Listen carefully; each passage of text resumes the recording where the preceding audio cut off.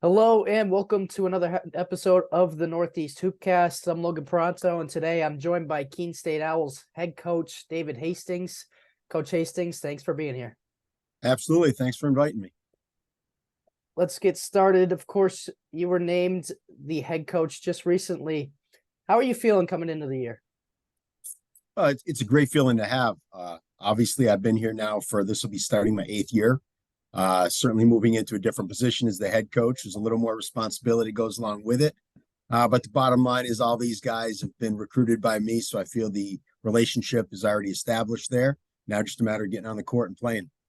Exactly. Perfect. And how about your coaching staff you got along with you? Who's some of the guys you brought in, and who are some of the guys that have been there for a few years? Yeah, so the only guy we brought in this year was Nate Stitchell. He's an alumnus from here. He actually did coach with us 1 year right after he graduated back in 15-16. He was on a Sweet 16 team himself. Coach Kevin Ritter, he's returning with us. He's a longtime high school coach. He's another graduate alumnus from here. James Inozie, of course, an alumnus from here. So pretty much our staff is all filled out of guys that have either played here or been students here as well. Yeah, and that's awesome. You know, a couple of ex-players, they can relate to the players in that sense. And then James has been teammates with pretty much half the team. So kind of awesome for building relationships with those guys. What are some philosophies that you and the staff bring in? Pretty much I'm a real believer in the elements of what it takes to make us a great team, and being a great team is a team that stands together. I start out with trust. Secondly, communication. Third, collective responsibility, and then care and pride for each other. So I use those 5 elements. And again, I didn't invent any of this. I basically stole it from Mike Krzyzewski. It's called the elements of the fist. And if you take those 5 elements and combine them, it can make you as strong as possible. That's awesome. Yeah, that's great. And last year, especially from my point of view, you could see most of those things working in that progress. So without revealing too many things, what are some stuff you're looking to implement into the team this year? Well, the bottom line is we return everybody other than Jarek Shishan, which was like a Swiss Army knife for the team. He kind of did a little bit of everything. So we have a lot of variables as far as who can fill in that 5th starting position. But I think we're going to perform virtually in the same way that we did last year. A couple wrinkles here and there, because obviously Coach Kane and I are 2 different people. And we'll see how that goes. Yeah. In that scrimmage against Franklin Pierce, saw a couple of those wrinkles, saw some interesting things that you're trying to put together that I'm excited about for sure. And let's kind of move into the schedule first with the out of conference schedule. You start on Saturday, of course, with Western New England. What type of program is that, and how can you prepare for them? They're a really solid program. Actually, they opened their season last evening, so I did get to go down and watch them play. They return all their players from last year. They think they finished 2nd in their conference last year, so it should be a highly competitive game, and I look forward to a well-played game. They're super coached. Colin Tabb is a great coach, so we'll see. I'm sure he's got them looking at us as like the top of the hill and how they want to knock us off it. I expect every team will come in with that same type of desire and drive. Mm-hmm. Yeah. And like I said, of course, excited for that season opener. Western New England, of course, a great opponent. And then next weekend, you guys are headed out of town. You play a couple of great programs in Stockton and Wisconsin Plateville. What are you kind of looking forward to about that tournament? Well, I'm not looking forward to the cross-country trip, I'll tell you that much. And I've never been to South Dakota, so that'll be an interesting. It'll add to my career as far as different places that I've gone. But it is halfway across the country. We actually fly into North Dakota, drive to South Dakota to play. Stockton was a Sweet 16 team last year. Platteville is always a very good team. So I think it'll be super challenging for our players, but that's what we need to do. If you want to be one of the best teams, you want to play the best competition available. Exactly. Perfectly said. And you guys had a 2-day tournament last year. How does it kind of like prepare you for maybe what's down the road? I think going to tournaments like this, the opportunity of playing that level of talent really helps us measure where we're at, and different things, identifies different areas that we need to improve on. Of course, every team needs to improve in their early season, but it kind of identifies what some weaknesses may be and gives us, the coaching staff, a better idea how we can focus on those. Mm-hmm. Yeah. And a year ago, of course, you go to, I believe it was Indiana. You play against Marietta, Final Four team. You guys had a great performance against them, and I'm sure you learned so much. And kind of playing against those competitions, if you're able to get a good result, gives a lot of confidence to the team. Yeah, kind of moving past that tournament now, you guys got teams like Connecticut College, MIT, Tufts, Albertus Magnus. How does that part of the schedule compare to last year? Basically the same. We typically play the same teams. We have agreements with them whether we're going to come back to them or not. So again, it goes back to, we want to try to play the best available competition we can get. It's difficult sometimes to get some schools to play you because they're already committed to other games.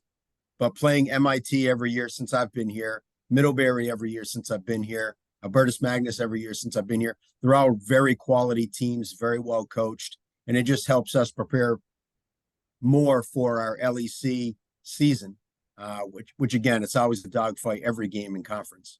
Yeah, exactly. And three of those teams are NESCAC opponents. Of course, you played Tufts and Middlebury last year. How do you prepare for those types of games? Yeah, they're a little bit different. They play a different style than we do typically. But I think the advantage of today's world is the programs that you have where you can watch everybody's games play. And a lot of things are broken down given their strengths and weaknesses. And then we focus on that in practice and see if we can, again, not worry so much about what another team does. But if we play our game, then we're forcing them to try to play our style. And hopefully our talent and our will to win will supersede anything they can bring to the table. Mm-hmm. Yeah, that's awesome. You mentioned just briefly the LEC schedule. Who are some teams in your eyes that are good in that conference this year? Well, I think WestCon always comes back with a great team. I mean, they've been near the top every year. They bring in new talent every year. Guy Rancourt, the coach there, does a great job of bringing in new talent every year. So it's really tough until you see a couple of their games to know what their strengths and weaknesses are. Eastern for years has been near the top, along with Dartmouth. New coach down at Rick this year. I understand he's brought in a Division I player is on his team this year, and other talent that he's brought in. So I would expect the whole conference to be stronger this year. We'll see how it goes. Mm-hmm. Yeah, and definitely some well coached programs in there, like you mentioned.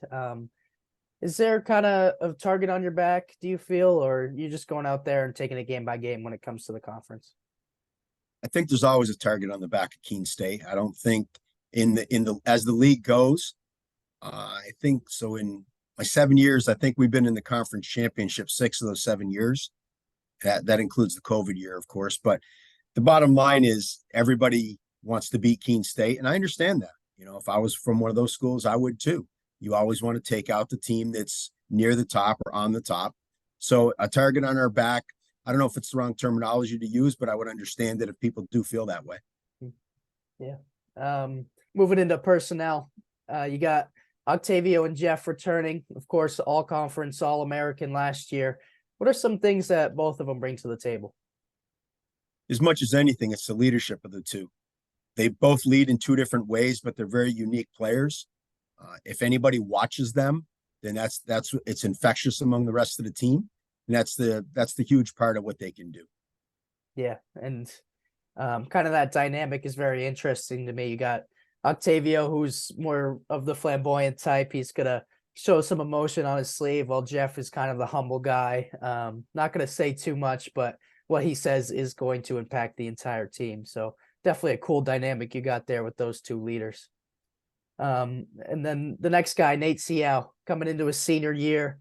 How does he dictate both the offense and the defense? Nate's an interesting cat.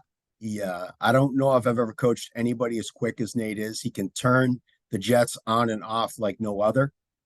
So both offensively and defensively, he can push the ball up court. He probably can dribble up court as quick as a lot of guys can pass the ball up court. And then defensively, he's just I call him a nightmare. Every day before every game, I'd give him a hug. I'd say, be that nightmare tonight. And I'm sure there's a lot of point guards that don't want to try to bring the ball up against him. Yeah, and I've heard him get referred to as the head of the snake. He's he really is detrimental to the other team's point guards. Picks you up 94 feet for the entire game. I don't know how he does it, but and then offensively making the right decisions all the time. I think he runs the pick and roll with Jeff excellently, makes great decisions. And even when he does make a mistake, he's not going to put his head down. He's just going to move on to the next play. So that's what I love about Nate. Moving on to kind of a running mate of his, same class, Mason Jean Baptiste. What does he bring to the floor, and what are your favorite parts of his game? Mason is probably the most solid player we have, both offensively and defensively. He does all the little things that sometimes go very unnoticed. You know, people do talk about Jeff and O and then the quickness of Nate, and Mason just out there doing his job. He typically guards the best scorer of every team. I don't care what the size of that best scorer is. And again, if you were see Mason every day, you understand the value that he brings to this team and any team that you could possibly be part of. Yeah. And I always go back to that game, the LAC championship. What a tremendous job he did against Kendall Robinson. Obviously, one of the best players in the LEC, no matter the team. And he's up in his grill, whether it's 35 feet from the basket or 3 feet from the basket. I thought he did a tremendous job, and that's definitely what he brings. He's not going to, go outside of his shell to make a play for the team. And then moving on to your two transfers from a year ago, Spencer Aronson. Let's start with him. What does he bring to the team? How has he improved since he's been here? Spencer's an instant offense kind of guy. If it wasn't for him last year at the Western game at home, I'm not sure we could have pulled it out. He's the kind of kid that has no conscience when it comes to shooting the ball. I don't care if he's missed 5 in a row. He's going to take the next one when he's open. And what he's actually gotten better at this year is he's really dedicated himself to playing better defense. So you're looking at Spencer at both ends of the court now, and he's got the quickness to be a great defender. And I think he's playing very well in that sense this year. Yeah, that's awesome. And that WestCon game I refer to as the Spencer Aronson game. Came on, hit 5 threes, gave you guys what you needed offensively, closed it out in overtime. And then the defensive part, there's no surprise that he's willing to work on his game. You could notice it from my perspective last year. He's very team oriented. He knows what he needs to do, and he's willing to improve on the things that he thinks he needs to. And now the kid from Nichols, you got him after Christmas last year. That's Tameen Dupree. What are some things that he's done to improve since coming to Keene State? His biggest area of improvement is finally getting his legs under him and understanding the offense, what he needs to do, how he fits into the team aspect of it. It was tough to come in mid-season, especially with a team that's already established. So I think he played a little bit tentative last year. Now he doesn't have to do that anymore. Tameen can defend 1 to 4. He's a super strong kid, so I don't mind him going down low. He's got the ball handling ability to run the 1 on the offensive end. So he does bring a lot of variables to the program that certainly make us tougher, we hope. Yeah, and something that I've noticed in the scrimmages that you've had is his jump shot. You can tell he's at least been working on it a little bit, or has been taking it a lot more. And I like that if he can extend the floor a little bit, especially from the position he plays. Yeah, and then some newcomers this year, Alonzo Linton and Wesley Odias. What are some things that they bring to the table? Alonzo's a different person because he's older. He's been around for a long time. He knows what it means to win. He won a couple state championships when he was in high school. Then he went out and he's played JUCO for a couple years, and now he's back with us. I recruited him hard out of high school, and he didn't come then, but he's here now. So to have a 6'5" wing guy that can do a little bit of everything, that's certainly a great addition for what we have. Wesley is more of a banger. I mean, a 6'3", 200-pound kid that can really handle the ball, can shoot the ball, and he's got no fear in him. I mean, he'll stand up to Jeff in the post or O in the post. So Wesley's going to be a great asset to the team as well. Mm-hmm. Yeah, and from those scrimmages, certainly look like it. Yeah, and then through the rest of the team, who else are some guys that are going to make an impact this year? I mean, every player on our team makes an impact because every kid has the same value to our team. Anytime we're looking at a practice, we're talking about everybody that's involved being able to make whatever guys are on the court that much better. So I don't think there's any downfall in any. We have a couple new freshmen as well. Ryan Brooks has been playing very well for us. Isaac Utugo has been playing very well for us. Stevie Cordero has done well. Then we got some of the returners still. Nick Garrison has been doing well. Liam Johnston doing well. So all those guys make our team that much stronger. Gabe Bristol. Gabe's been hurt for a little bit in this spring. Damani Scott is a new player coming in. He was a Division II player out at Mercy. Super athletic young man, trying to find his way into where he's going to fit into the program. So there's a whole lot of options out there for us this year, and let's just hope we can all stay healthy and see where it can take us. Yeah, that's awesome. And that first sentence I love so much, and I think it separates Keene, kind of gives them has that culture for the winning environment. Is everybody matters. Everybody matters the same no matter who you are. And I love that that approach to the environment that you guys have. Now let's move into some goals. Put it simply, what are some goals you guys have this year? Our goal is to go out and play the best of our ability every game. If we stick within ourselves and go by the process, which we try to believe to prepare properly for every game, the scoreboard will take care of itself. Mm-hmm. Yep. Just stick to Keene State basketball. And last year you guys ended up in the Sweet 16. How can you kind of use that as motivation as the season goes along? That is the motivation. Any of these young men that want to try to play on further than that, myself and Coach Stitchell have both been in Elite Eight type games. So we want to bring these guys along and show them what that feeling is like. I know it was a very sad feeling for all of us losing at Swarthmore last year to a very good Swarthmore team. So let's see if they can take that internally and make that additional drive for themselves. Yeah, awesome. It's all about taking that next step. So yeah, awesome, Coach. Thank you for joining me. Good luck this season. We appreciate that. Yep. Hope to see you at the games. Yeah, and again, Keene State opens their season on Saturday, November 11th against Western New England. Make sure that you check them out as their season continues.